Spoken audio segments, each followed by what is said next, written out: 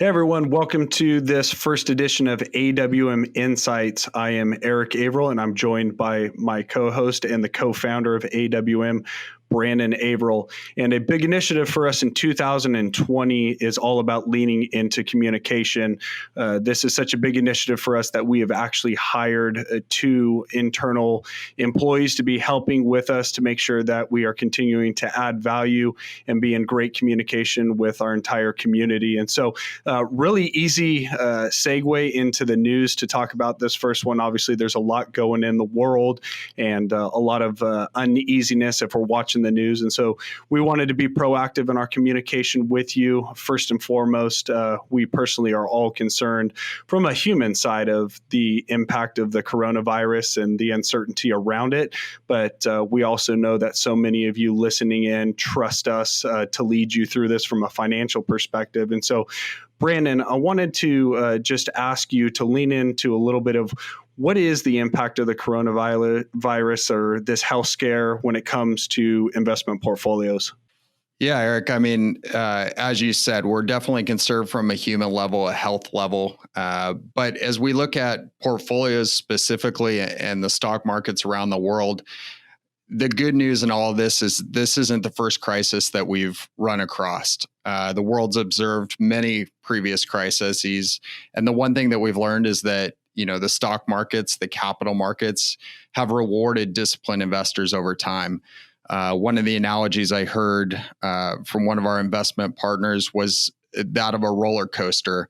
Roller coasters might be scary at times. We're going to go through the ups and downs, and there are going to be drops that come around the corner when you're least expecting them.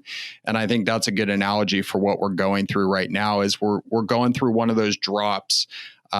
But if you think about a roller coaster, it has a plan. It has a place to stop at the end. And the one thing we know about roller coasters is the absolute worst thing you could do is get off the ride while the car is still moving. Put your hands up, stick them outside of the car. That's only going to cause negative repercussions. So, you want to dial in your capacity for what kind of roller coaster you can experience. But we do know that if you're willing to go through some periods like this, history tells us that you're going to have a greater investment outcome at the end. So if you're willing to ride the Great Dipper, you're going to, at the end of the day, probably have a little more exciting ride. There are going to be moments that are scary, but if you stick on and you stick to that plan, it's going to be a good outcome.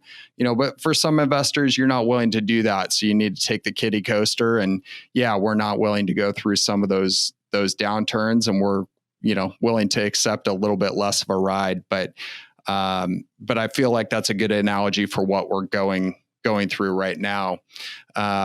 If you're really reacting to this crisis and leaving the market, really what you're doing is another form of market timing. And we all know that doesn't work. Historically, all the evidence has supported that.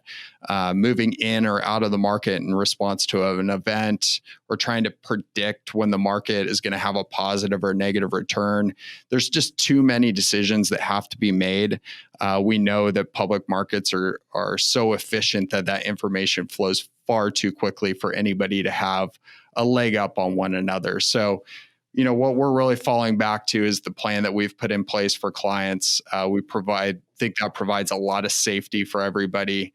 Really lean into that proper diversification, prudent investment management, and being goals driven with our asset allocation. And I think all of our clients know that's really what we try to do, is control what we can control.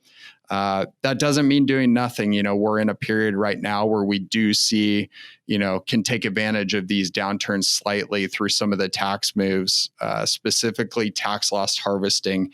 Our clients are pretty familiar with this, but it is an opportunity to take some tax losses and reallocate maintaining our exposure to where we want our portfolios to be. But then also strategic rebalancing. So as the equity stock ownership markets have declined, taking some chips from the bond side, the safety side of our portfolios, and reallocating them has allowed us to help enhance that wealth effect. So I think it all boils back down to the plan here. Portfolios on our side are very much built to withstand crises, events that we're going through right now. We saw this in, the late 90s with the dot-com bubble burst. We saw it with September 11th, 2001. We saw it the 2008 great financial crisis. This is how markets work. And we just want to continue to educate people to stick to the plan, because that's going to give you the greatest financial outcome over time. Thanks, Brandon. That was great. And just for the listeners, I think as we sign off, it is, as we know, whether this is on the field, in the boardroom, or in your investments, it is focus on what you can control and trust the process, trust the plan. And until next time, own your wealth, and we'll talk to you soon.